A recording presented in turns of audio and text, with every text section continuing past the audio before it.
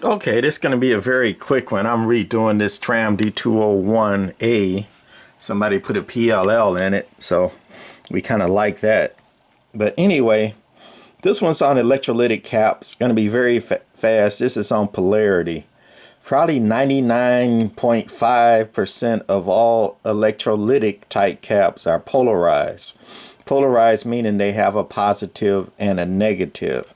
And when you put them in, the positive and the negative had to be correct, or else the cap is going to overheat, sometimes go boom, depending on the sides of the cap and all that.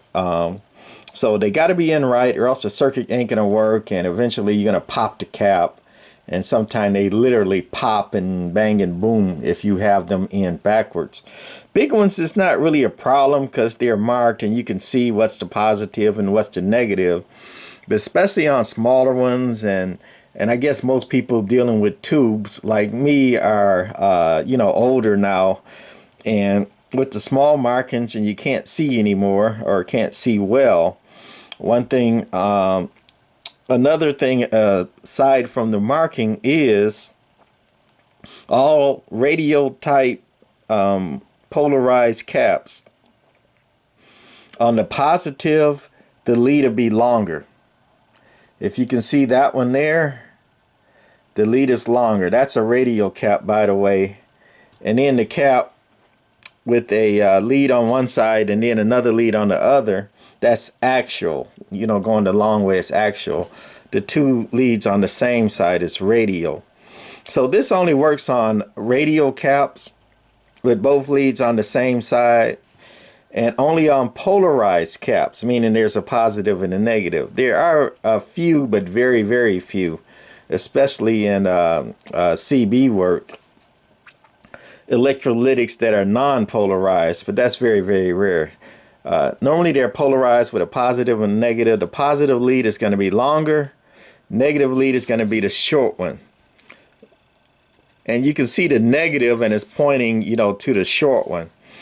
But again, smaller caps, that's going to be hard to see.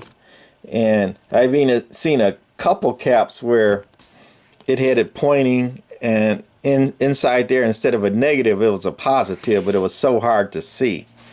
But always, the longer lead is going to be the positive, short lead is going to be the negative on a radial cap. On an axial cap, with both the leads coming out of different sides, the long way, that's why they call it axial, the positive is going to be that ringed or dipped inside there is going to be the positive. Also, the positive is going to be rubber or something like that on the positive lead, whereas the negative side, it's going to be metal or grounded like that. So you see that metal, that's the ground side or the negative side. And then that's the positive side with the shielded or rubber lead there, okay? And that's on all the axial type caps. It's got the markings too, but when you deal with small caps, that's going to be hard to see. And here's another radial. The positive is just going to be longer every time.